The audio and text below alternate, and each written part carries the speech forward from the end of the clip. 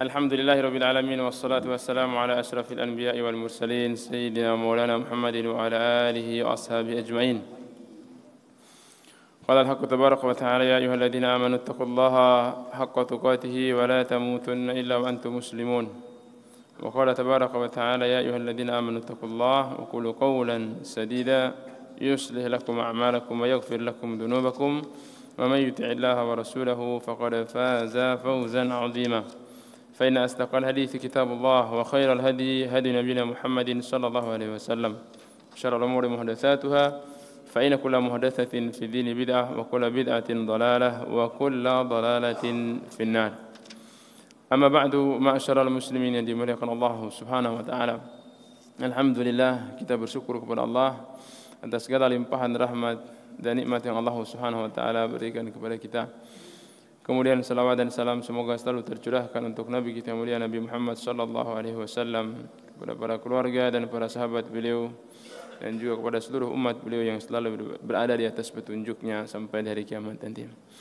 Alhamdulillah, kita masih diberikan nikmat di atas ilmu, hadir di majelis ilmu ya, untuk belajar perkara-perkara yang berkaitan dengan agama kita, sebagai bentuk kewajiban kita sebagai seorang muslim untuk belajar ya.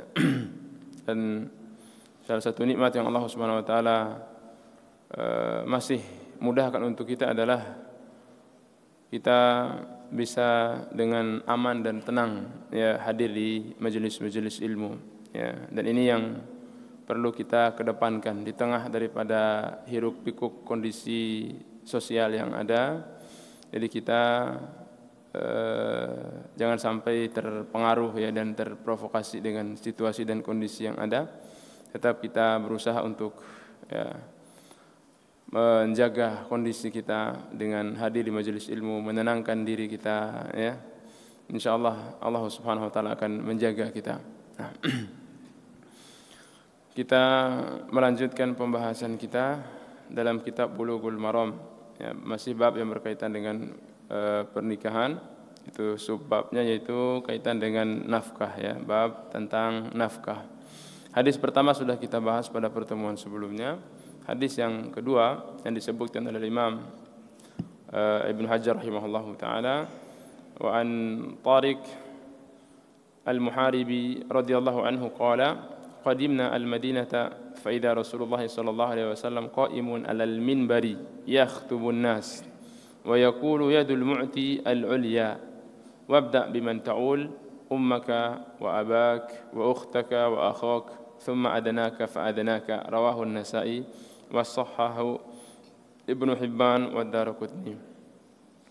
Dari Tariq al-Muharibi radhiyallahu anhu, beliau menceritakan kami datang ke kota Madinah bertepatan dengan Nabi SAW sedang berdiri di atas mimbar menyampaikan khutbah kepada manusia, kepada orang-orang di waktu itu, dan beliau berkata yadul mu'ti al-ulya ya, tangan orang yang memberi adalah yang tinggi.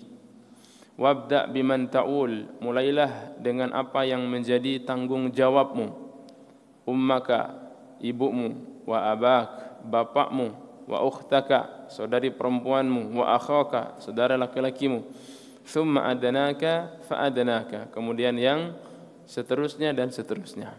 Hadis ini diriwayatkan Imam An-Nasa'i dan disahihkan oleh Ibnu Hibban dan Al-Imam Ad-Daraqutni. Jemaah kaum muslimin yang dimuliakan Allah Subhanahu wa taala, secara periwayatan hadis ini adalah hadis yang disahihkan oleh sebagian daripada para ulama. Yang termuat dari dalam hadis ini kaitan dengan orang-orang yang menjadi tanggung jawab untuk dinafkahi ya, sebagai bentuk perincian juga dari hadis-hadis yang dibahas sebelumnya.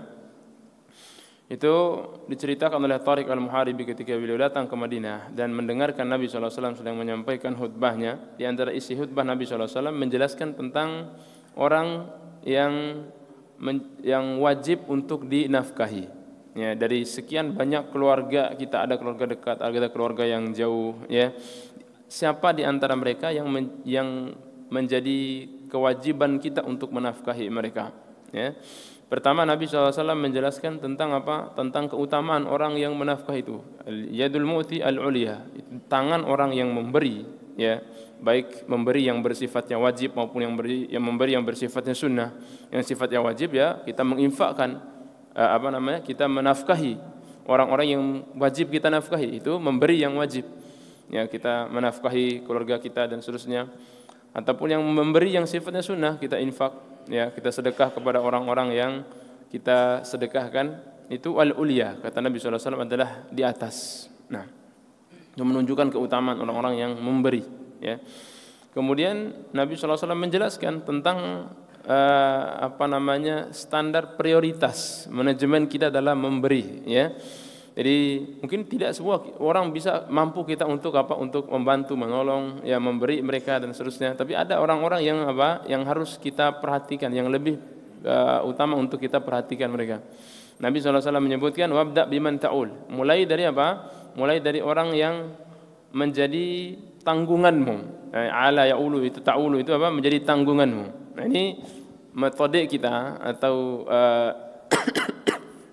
standar kita dalam memberikan apa? Memberikan nafkah. Siapa yang wajib untuk kita nafkahi?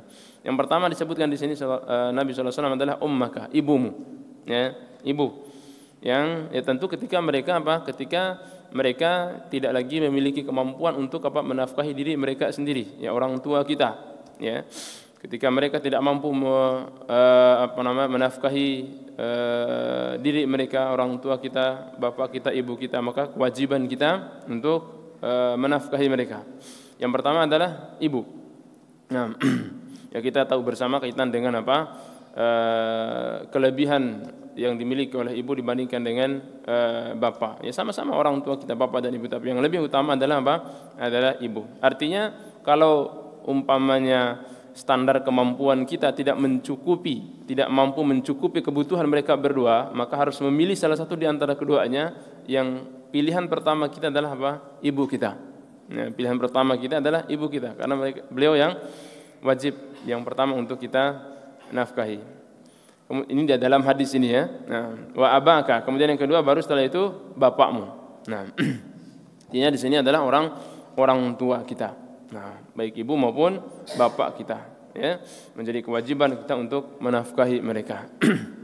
Nah, wa ukhtaka wa akhak, kemudian setelah itu saudari perempuanmu dan saudara laki-lakimu. Itu urutannya, ya. Saudara-saudara kita baik yang laki maupun yang perempuan. Di sini didahulukan saudari perempuan karena memang segala keterbatasan perempuan seperti itu, ya. Kemudian kita yang menjadi kewajiban untuk menafkahi mereka. Selama mereka memang tidak mampu untuk menafkahi diri mereka sendiri, ya, dengan mungkin keterbatasan mereka, tidak memiliki pekerjaan ataupun ada pekerjaan tapi tidak mencukupi kebutuhan mereka, atau memang kondisi sakit yang sehingga mereka tidak mampu mencari nafkah untuk kebutuhan mereka, dan kita di waktu yang bersamaan memiliki kemampuan untuk menafkahi, maka ya, kewajiban itu akan berpindah ke kita, ya. Jadi kita yang diwajibkan oleh Allah Subhanahu wa taala untuk menafkahi saudara kita, ya. Di situ luar biasa jemaah sekalian yang dimuliakan Allah Subhanahu wa taala, bagaimana Islam itu benar-benar menjaga tali persaudaraan, tali hubungan nasab dan kekerabatan, ya. Nah, jadi kalau seandainya saudara kita, ya, mereka butuh untuk dinafkahi, tidak mampu menafkahi diri mereka, kita yang berkewajiban untuk untuk menafkahi mereka, ya. Begitu juga sebaliknya, kalau seandainya mungkin di kondisi tertentu kita yang tidak mampu di posisi mereka begitu, ya, maka mereka juga yang wajib menafkahi naif kita, dan seperti itu, ya. Maka sangat-sangat rugi sekali, ya, sangat-sangat ironik sekali kalau seandainya ada saudara antara saudara yang satu dengan saudara yang lainnya saling berebutan harta, saling memutuskan, saling tidak akur antara satu dengan yang lainnya, hanya sekedar merebutkan. Yang ada dalam Islam itu saling membantu, saling memberi, saling mencukupi, bukan saling merebut, bukan saling menuntut satu dengan yang lainnya, saudara sama saudara ini.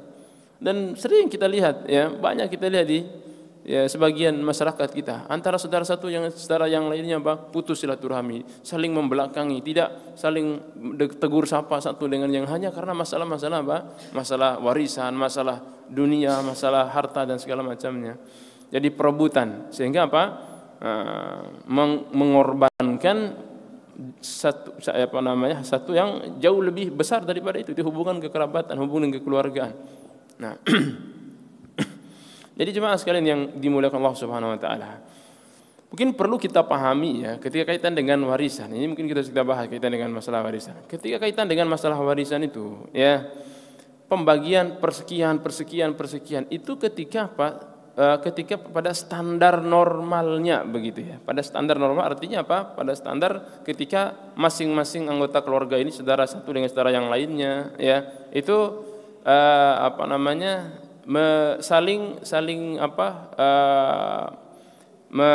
mengambil porsi hak mereka ya. Tapi kalau seandainya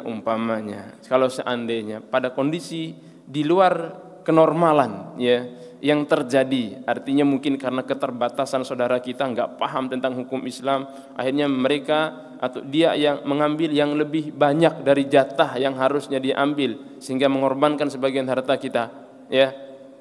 Apa yang menjadi sikap kita di situ? Apakah ya kita akan mengorbankan persaudaraan kita akan memutus tali persaudaraan kita hanya sekedar kita untuk menuntut sebagian daripada hak kita?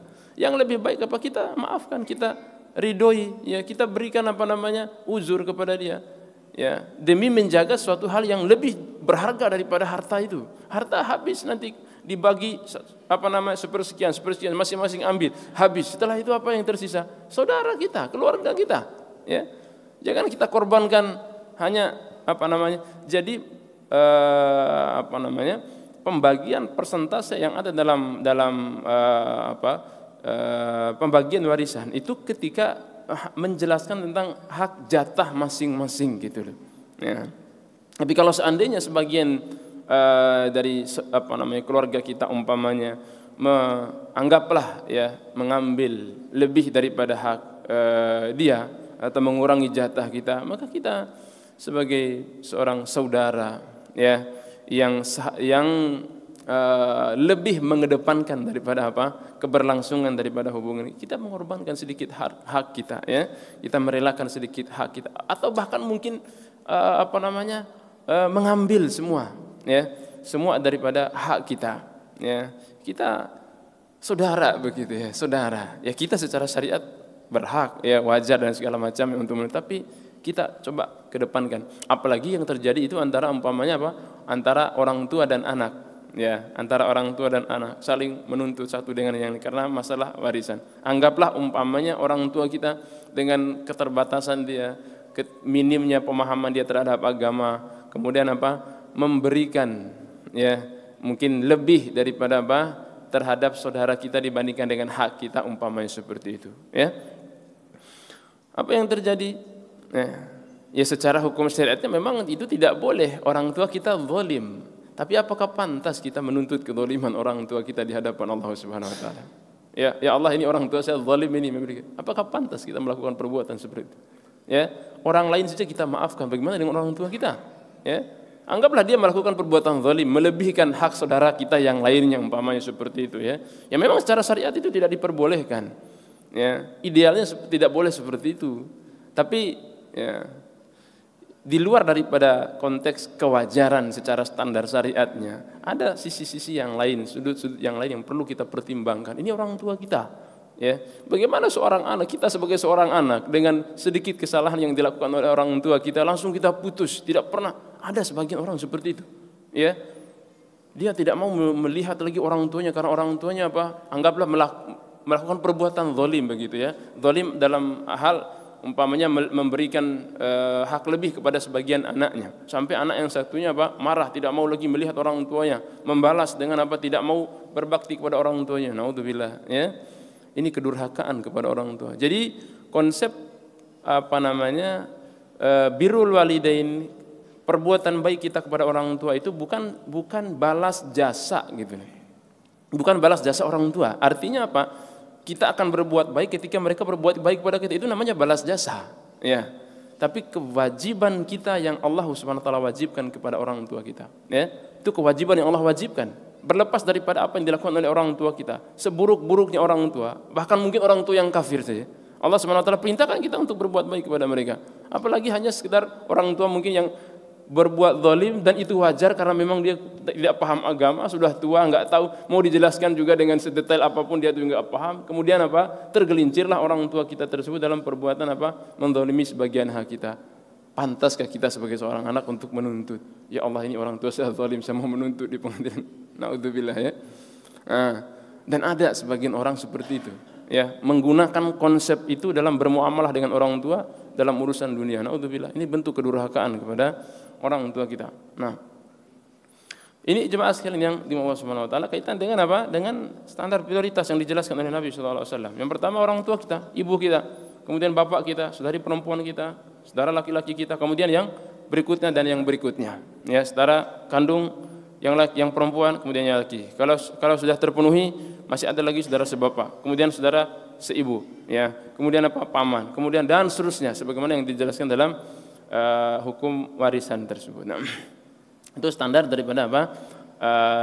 Yang wajib untuk kita nafkahi. Dalam hadis ini tidak disebutkan apa? Tidak disebutkan anak dan istri, ya. Tidak disebutkan, artinya apa? Bukan berarti tidak wajib untuk dinafkahi. Ada hadis-hadis yang lain yang menyebutkannya. Ya, termasuk sebenarnya hadis yang pertama itu sudah mencakup apa? Anak dan istri. Hadis pertama kaitan dengan kisah Hindun itu, yang tidak diberikan nafkah yang mencukupi oleh suaminya itu Abu Sufyan. Nabi SAW apa?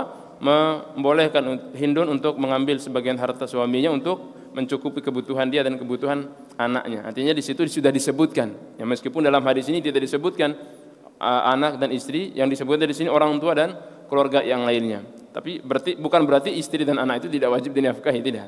Di dalam hadis ini tidak disebutkan, tapi disebutkan dalam hadis-hadis yang lain dan juga hadis-hadis yang berikut yang nanti akan kita bahas bersama. Tapi yang disebutkan di sini hanya sebagian keluarga yang lainnya yang wajib untuk kita nafkahi selain daripada anak dan istri kita. Ya, tentu yang pertama sekali adalah anak dan istri kita. Kemudian baru orang tua kita, ibu kita, bapak kita, saudara-saudara kita dan seterusnya. Nah.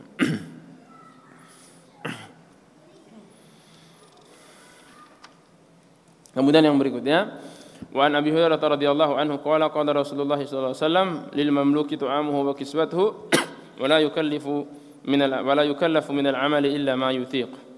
Dari Abu Hurairah radhiyallahu taala anhu, Rasulullah sallallahu alaihi wasallam beliau bersabda, bagi hamba sahaya, ya, wajib atas tuannya untuk memberikan makan, memberikan pakaian, dan tidak boleh dibebani pekerjaan yang lebih daripada apa yang menjadi kemampuan dia. Ini berkaitan dengan hamba sahaya. Ya, tentu mungkin kita tidak panjang lebar karena tidak ada hamba sahaya di zaman kita sekarang ini.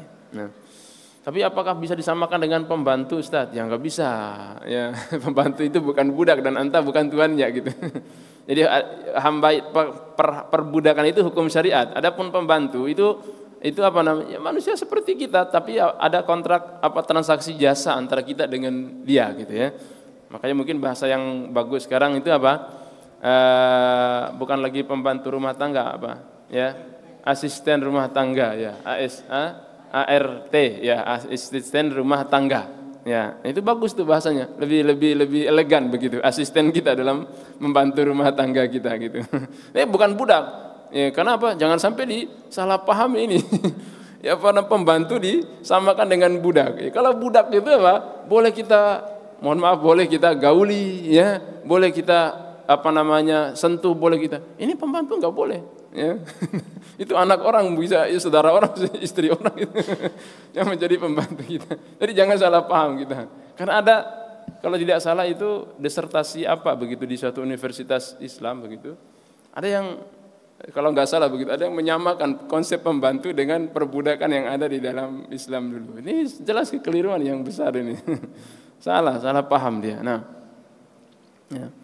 Jadi di sini dijelaskan kaitan dengan hak budak terhadap tuannya, itu wajib dia nafkahi budaknya ini. Karena apa? Budak ini dia fokus untuk Untuk mengabdi kepada tuannya, sehingga dia berkewajiban untuk menafkahi budaknya tersebut, kemudian juga memberikan pakaian kepadanya dan tidak membebani Ya, pekerjaan yang lebih daripada kemampuan dia. Ini budak loh. Ini budak saja. Nabi SAW melarang tuannya untuk memperlakukan seperti itu. Padahal budak yang milik dia. Mohon maaf, budak itu apa? 50-50, separuh secara jasmaninya dia manusiawi, tapi secara hak itu sama seperti mohon maaf hewan gitu. Bisa diperjualbelikan. Ya, manusia tapi bisa diperjualbelikan karena memang statusnya dia budak. Itu pun kata Nabi SAW itu dijaga haknya, tidak boleh dibebankan pekerjaan yang lebih daripada apa yang menjadi kemampuan dia. Dan bagaimana dengan apa? Karyawan kita, ya, orang yang mungkin membantu kita dalam usaha kita. Nah, ataupun anggaplah mungkin pembantu kita di rumah, ya, yang ada kontrak jasa membantu kita di rumah. Kita tidak boleh memperlakukan mereka lebih daripada apa yang batas kemampuan mereka atau yang di luar daripada apa akad kita dengan mereka. Akad kita hanya umpamanya mengurus anak, tidak boleh kita membebani dia untuk mengurus rumah kita, untuk mengurus orang tua kita, hanya untuk mengurus anak, itu kontraknya, ya.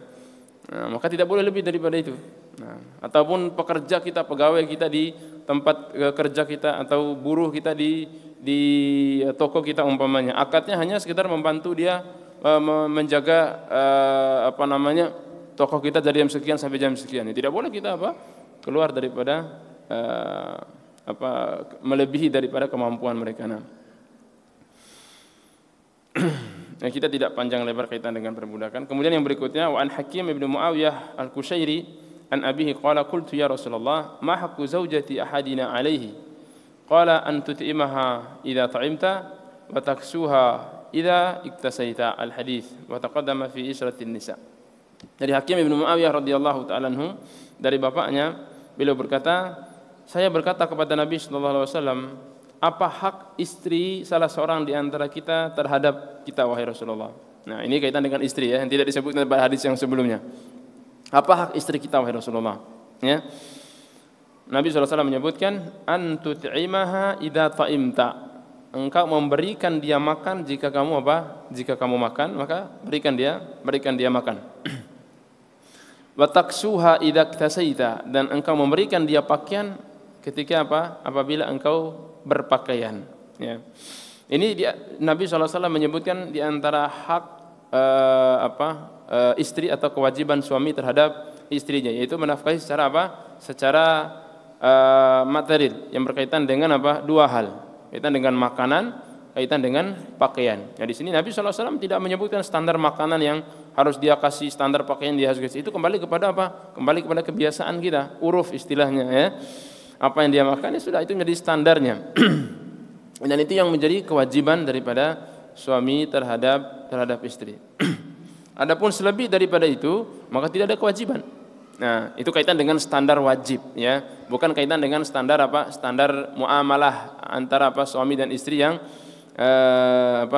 lebih daripada standar wajib. Artinya kaitan dengan umpamanya, ya, makan selain daripada makan yang wajibnya itu, ya, mengajak dia ke tempat makan ya, ke restoran atau ke rumah makan dan seterusnya. Itu bukan kewajiban bukan kewajiban suami, ya. Tapi kaitan dengan umpamanya standar muamalah antara suami dengan istri itu bisa saja, tapi bukan standar wajib. Yang wajib menjadi makanan pokok dia, ya. Kalau makan nasi, ya wajib dia untuk memberikan makan nasi. Nah, kalau makannya 3 kali, ya wajib dia beri makan 3 kali. Nah, yang lebih daripada itu tidak wajib. Kemudian wataksuha idza iktasaita, yang memberikan pakaian, ya, tentu pakaian yang standar, yang menjadi kebutuhan standar dia, ya. Jadi kebutuhan standar dia untuk menutup auratnya. Nah, adapun yang lebih daripada itu, maka itu bukan suatu kewajiban yang diharuskan kepada suami. Umpamanya pakaian pesta, pakaian apalah begitu, ya. Nah, itu bukan kewajiban suami. Yang menjadi kewajiban adalah pakaian yang menutup aurat, yang menjadi standar kebutuhan wajib dia. Nah,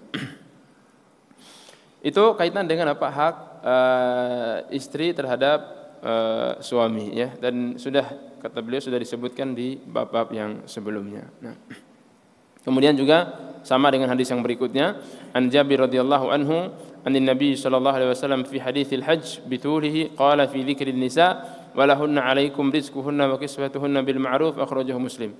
Dari Jabir bin Abdullah radhiyallahu anhuma, dari Nabi SAW dalam hadis yang panjang kaitan dengan haji ya. Ini sudah kita bahas pada bab haji ya. Hadis terpanjang yang berkaitan dengan tata cara haji itu hadis Jabir bin Abdullah radhiyallahu anhu dalam Sahih Muslim. Nah, di dalam hadis kaitan dengan haji tersebut di di khutbahnya di Mina, ketika beliau menyampaikan khutbah di Mina, Nabi SAW menyampaikan banyak sekali nasihat dan segala macamnya. Di antara poin yang beliau sampaikan adalah berkaitan dengan hak istri terhadap suami. Walahunna alaikum rizquhunna, dan kewajiban kalian atas mereka adalah apa? Rizquhunna. Rizku di sini maksudnya apa? Nafkah tadi. Wa kiswatuhunna, ya makan tadi ya. Wa kiswatuhunna, dan pakaian mereka bil ma'ruf ya, dengan cara yang ma'ruf. Ma'ruf itu dengan cara yang sesuai dengan kebiasaan, yang uruf ya, standar kebiasaan daripada masyarakat yang ada. Nah, ya tentu selama apa? Selama standar itu tidak keluar dari standar syariat begitu ya. Nah, ini kalau standar pakaiannya umpamanya orang daerah mana begitu pakai kebaya, ya itu melanggar syariat. Ya, kebaya ya tidak menutup aurat, ya. Nah, yang jadi standar di sini kebiasaan, maksud di sini adalah kebiasaan yang memang tidak melanggar syariat begitu. Tapi kalau kebiasaan yang melanggar syariat ya tidak ada kewajiban suami di situ.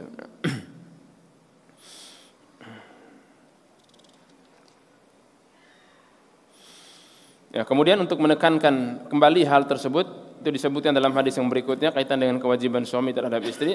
An Abdullah bin Umar radhiyallahu anhuma qala qala Rasulullah sallallahu alaihi wasallam kafa bil mar'i ithman an yudajji'a man yakut, rawahu an-Nasa'i wa huwa 'inda Muslim bi lafzi an yahbisa 'amman yamliku kutahu. Dari Abdullah bin Umar radhiyallahu anhuma, beliau berkata, Rasul sallallahu alaihi wasallam bersabda, cukuplah seseorang itu dikatakan berdosa. Artinya di sini ancaman yang keras dari Nabi sallallahu alaihi wasallam ya. Cukuplah seseorang itu dosa, seandainya tidak ada dosa lain yang dia lakukan ya, dan hanya dosa itu yang dia lakukan cukup mengancam dia untuk apa? Masuk neraka. Apa kata Nabi sallallahu alaihi wasallam? An yudajji'a man yakut ya, yaitu ketika dia menyia-nyiakan orang yang wajib untuk dia kasih makan. Ya. Ini perhatikan kita sebagai seorang suami, kita sebagai bapak, ya perhatikan. Ya, kaitan dengan apa? Kewajiban kita. Kewajiban kita terhadap siapa? Terhadap tadi yang disebutkan dalam hadis-hadis yang sebelumnya, itu orang-orang yang wajib kita untuk nafkahi. Anak kita, istri kita, orang tua kita, ibu kita, bapak kita, saudara-saudara kita yang memang ya tadi kita sudah jelaskan memang kewajiban kita untuk menafkahi mereka. Jangan sampai kita apa? Menyia-nyiakan mereka. Kita apa? Kita royal ya, hambur-hambur ya, apa namanya, ajak teman kemana-mana begitu ya, makan-makan dengan orang segala macam. Tapi ya giliran istri di rumah apa? Giliran anak-anak ya tidak diperhatikan, atau saudara-saudara kita yang dekat tidak diperhatikan, ya ditelantarkan begitu ya. Ada sebagian orang seperti itu. Ini kata Nabi SAW, seandainya dia tidak punya dosa yang lain kecuali hanya itu, cukup itu untuk apa? Membuat dia dimurkai oleh Allah Subhanahu wa taala, membuat dia disiksa oleh Allah Subhanahu wa taala di dalam neraka jahanam. Kafa bil mar'i itsman, kata Nabi SAW. Ini ancaman yang keras. Ini, dan masih ada sebagian daripada apa? Saudari-saudari perempuan kita yang mengeluhkan kaitan dengan kondisi suami seperti itu, ya tidak dinafkahi, ya, tidak dinafkahi dengan nafkah yang memang kewajiban dia sebagai seorang suami. Bahkan mungkin dimanfaatkan istrinya, disuruh kerja sana kerja sini, curi-curi cari nafkah sendiri, dia ongkang-ongkang kaki di rumah, ya. Bahkan sebagian yang lebih ekstrim lagi apa? Istri disuruh pergi TKW, disuruh pergi ke luar negeri kerja, dia ongkang-ongkang kaki di rumah untuk apa? Kirim. Yang lebih tragis lagi, dikirim oleh suami, dia pakai selingkuh. Dikirim oleh istrinya, dan ada seperti itu ya. Astagfirullah, naudzubillah gitu ya. Nah, naudzubillah ya. Jadi jemaah sekalian yang dimaulah Subhanahu wa taala, ini ancaman yang besar dari Nabi SAW bagi kita sebagai seorang suami ya, terhadap tanggung jawab kita. Tanggung jawab kita terhadap orang-orang yang wajib untuk kita menafkahi mereka. Nah, dalam riwayat Imam Muslim disebutkan an yahbisa amman yamliku qutahu, yaitu ketika dia apa? Menahan hak orang-orang yang dia memiliki kemampuan untuk memberikan nafkah terhadapnya. Nah, ini kewajiban seorang suami. Sehingga secara standar syariatnya, ketika suami itu tidak mampu menunaikan kewajiban ini, secara standar syariat istri boleh meminta cerai dari suaminya. Ya, boleh. Ya, boleh menggugat suaminya untuk apa? Minta cerai, karena ini kewajiban dia. Ya, berlepas daripada umpamanya ya keridoan, kerelaan hati daripada istri tersebut yang menerima kondisi suaminya, Nah, itu bersyukur sekali suami yang mendapatkan istri seperti itu ya. Nah, syukur-syukur dia tidak digugat oleh istrinya. Nah, malah apa? Dikasih makan oleh istrinya umpamanya begitu ya. Nah, udah begitu banyak tingkah lagi. Nah, tapi secara standar syariatnya, secara syariat boleh ya bagi seorang istri untuk menggugat suaminya ketika dia tidak mampu lagi untuk menafkahi istrinya tersebut. Nah, tapi bukan berarti itu hal yang wajib. Ya kalau istrinya sabar dengan kondisi suaminya, kemudian kemudian dia sama-sama umpamanya mencari solusi ya untuk mencari membantu suaminya untuk bertanggung jawab ya. Karena bisa saja suami umpamanya sudah berusaha ya, sudah mencari nafkah, tapi mungkin karena ya mungkin belum Allah Subhanahu wa taala kasih rezeki, masih Allah Subhanahu wa taala menguji untuk dia kaitan dengan rezekinya dalam usahanya, ya istri sabar dengan kondisi seperti itu ya. Jadi bukan berarti secara standar syariatnya boleh itu dia harus melakukan itu, tidak. Ya bisa dia sabar ya dengan kondisi suaminya. Ya mudah-mudahan ya besok lusa kondisi suaminya membaik, kemudian dia bisa menunaikan kewajiban dia kepada istri dan anaknya. Nah. Kemudian hadis yang berikutnya, wa an Jabir yarfa'uhu fil hamil al-mutawaffa anha zawjuha qala la nafaqata laha akhrajahu al-Baihaqi wa rijaluhu thiqat lakin qala al-mahfuz waqfuhu wa thabata nafyu an-nafaqa fi hadits Fatimah binti Qais radhiyallahu anha kama taqaddama rawahu Muslim. Dari Jabir bin Abdullah radhiyallahu taala anhuma yarfa'uhu, memarfu'kan hadis ini, mengangkat hadis ini sampai kepada Nabi sallallahu alaihi wasallam kaitan dengan al-hamil al-mutawaffa anha zawjuha, yaitu perempuan yang hamil yang ditinggal mati oleh suaminya. Qala, beliau berkata, ini artinya dalam riwayat ini kalau beliau berkata maksudnya berarti Rasulullah, karena Jabir menyampaikan hadis itu kepada Rasulullah sallallahu alaihi wasallam. Beliau berkata la nafaqata laha, tidak ada nafkah bagi dia, tidak ada kewajiban nafkah bagi dia. Hadis ini dikeluarkan oleh Imam Al-Baihaqi dan perawi-perawinya adalah thiqat, tapi qala Al-Imam Al-Baihaqi mengatakan yang lebih tepat hadis ini adalah mauquf. Mauquf itu hanya sampai kepada sahabat. Artinya kalau hadis ini marfu itu adalah perkataan Nabi sallallahu alaihi wasallam. Tapi kalau hadisnya itu mauquf itu perkataan Jabir bin Abdullah radhiyallahu taala. Nah. Tapi wallahu taala alam, kalau kita ambil standar terendah umpamanya anggaplah hadis ini mauquf, hanya sampai kepada Jabir secara lafadznya, tapi secara hukumnya itu sampai kepada Nabi sallallahu alaihi wasallam. Kenapa? Karena ini kaitan dengan syariat. Dan Jabir tidak punya hak secara logika, secara ra'yu untuk menetapkan hal-hal seperti ini. Meskipun secara lafadz anggaplah sampai kepada Jabir, tapi secara hukumnya itu sampai kepada Rasulullah sallallahu alaihi wasallam. Ditambah lagi ada sebagian ulama yang mengatakan bahwa hadis ini sampai kepada Rasulullah sallallahu alaihi wasallam. Nah, hadis ini berkaitan dengan Dengan kewajiban nafkah bagi istri yang ditinggal mati oleh suaminya. Ya. Di sini dalam hadis ini atau dalam riwayat ini disebutkan bahwa bahwa istri yang ditinggal mati oleh suaminya la nafaqata laha, tidak ada nafkah bagi dia. Tidak ada kewajiban nafkah bagi dia. Dan ini pendapat sebagian daripada para ulama ya.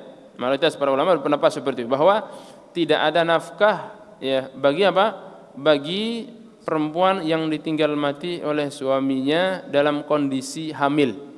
Dalam kondisi dalam kondisi hamil. Nah, sebagian menyebutkan wajib. Ya, wajib untuk dia nafkahi selama dia menjalani masa iddahnya. Itu sebagian pendapat para ulama seperti itu ya.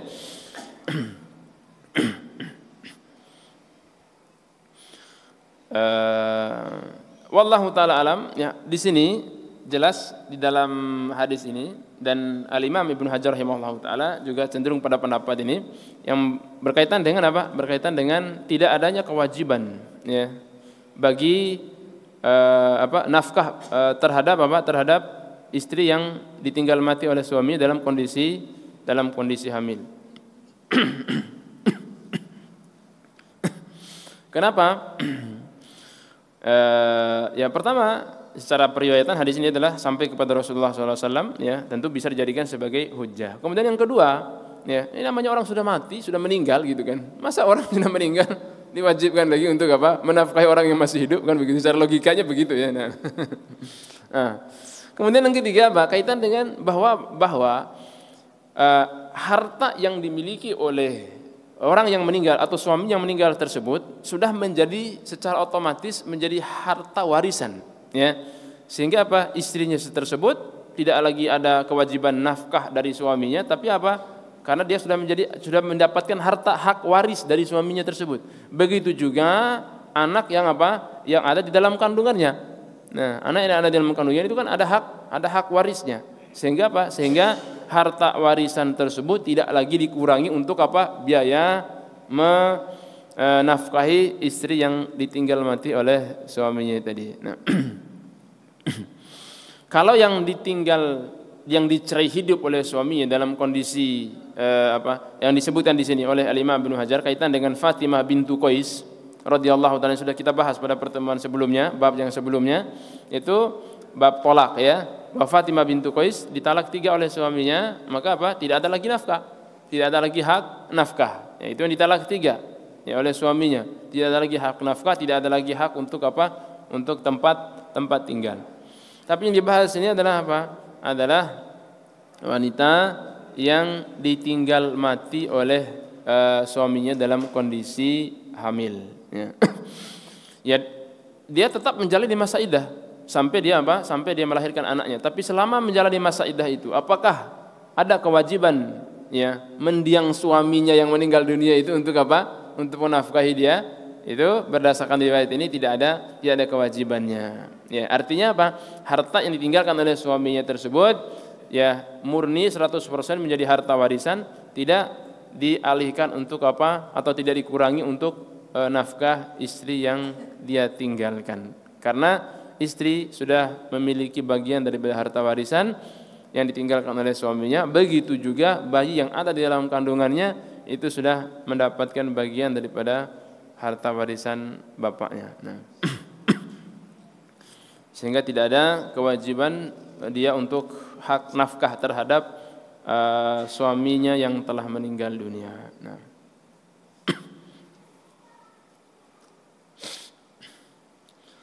Kemudian hadis yang berikutnya, an Abi Hurairah radhiyallahu taala anhu qala Rasulullah sallallahu alaihi wasallam al-yadul ulya khairun min al-yadis sufla wa yabda'u ahadukum biman ya'ul taqulu al-mar'atu at'imni aw talliqni rawahu Daraqutni wa isnaduhu hasan.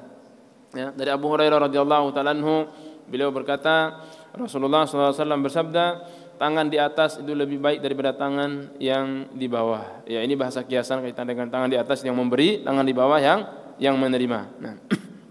Nah. Wa yabda'u ahadukum biman ya'ul. Ya, sama seperti hadis yang sebelumnya, itu Nabi sallallahu alaihi wasallam mengatakan, mulailah salah seorang di antara kalian menafkahi orang yang wajib dia untuk nafkahi. Orang yang menjadi tanggung jawab dia, yang sudah kita jelaskan pada hadis-hadis yang sebelumnya. Taqulul mar'ah, ya, istrinya berkata, at'imni aw talliqni. Istrinya apa? Berkata apa? Kasih saya makan atau ceraikan saya, begitu. Itu yang kita sampaikan di hadis yang sebelumnya kaitan dengan standar syariatnya, ya. Ya, istrinya bisa berhak untuk mengatakan seperti itu. Kamu kasih makan saya atau enggak apa? Ceraikan saya. Pilihannya 2 ya. Nah, kasih saya makan atau saya apa? Atau ceraikan saya. Nah, biar saya cari makan sendiri gitu. Nah, itu secara standar hukum syariatnya, tapi bukan berarti harus begitu ya, seperti kita sudah jelaskan tadi, ya. Tapi boleh saja perempuan mengatakan seperti yang disampaikan dalam hadis tadi. At'imni aw talliqni. Kasih saya makan atau apa? Atau ceraikan saja saya. Nah, hadis ini diriwayatkan Daraqutni dan sanad yang hasan, ya. Itu sama dengan hadis-hadis yang sebelumnya kaitan dengan kewajiban salah seorang di antara kita terhadap nafkah orang yang yang wajib untuk dia nafkahi. Sama persis dengan hadis yang sebelumnya. Dan juga pada potongan yang terakhirnya itu juga ditekankan dalam hadis yang berikutnya kaitan dengan apa?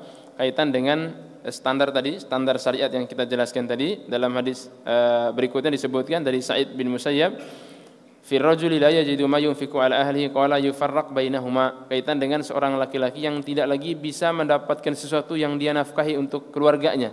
Apa yang beliau katakan? Yufarraq bainahuma, dipisahkan antara keduanya, ya. Ini Kalau kita mungkin di zaman kita sekarang ini dibilang apa? Dibilang kejam begitu ya. Masa ya? Tapi begitulah syariat. Nah, syariat itu apa? Memberikan batasan-batasan seperti itu. Nah, jadi ketika dia tidak lagi memiliki kemampuan untuk menafkahi istrinya, secara standar syariatnya yufarraq bainahuma, dipisahkan antara keduanya. Hadis ini dikeluarkan Sa'id bin Mansur dari Sufyan dari Abu Zanad. Beliau berkata, qultu li Sa'id bin Musayyab. Saya bertanya kepada Sa'id bin Musayyab. Itu perkataan Sa'id ya, perkataan Sa'id bin Musayyab itu. Sa'id itu adalah seorang tabi'in, kibarnya tabi'in. Ya. Jadi Sa'id itu tabi'in yang pokoknya pelopornya tabi'in ya. Ya, kita tahu dalam sejarah beliau adalah apa? Menantunya Abu Hurairah. Jadi Abu Hurairah menikahkan putrinya dengan Sa'id bin Musayyib. Beliau mengatakan bahwa apakah ini sunnah? Beliau mengatakan iya sunnah. Nah, ini sunnah. Yang dimaksud sunnah ini sunnahnya Rasulullah sallallahu alaihi wasallam. Nah, jadi semua hadis-hadis tadi jemaah sekalian yang dimuliakan Allah Subhanahu wa taala kaitan dengan apa? Kewajiban kita sebagai seorang suami, sebagai seorang bapak untuk menafkahi orang yang menjadi tanggung jawab kita ya. Wallahu taala alam. Mungkin ini yang bisa kita bahas pada malam hari ini. Insyaallah kita lanjutkan pada pertemuan yang berikutnya insyaallah. Wassallallahu ala nabiyina Muhammadin wa ala alihi wa ashabihi ajmain. Subhanakallahumma wa bihamdika asyhadu an la ilaha illa anta astaghfiruka wa atubu ilaik. Wassalamu alaikum warahmatullahi wabarakatuh.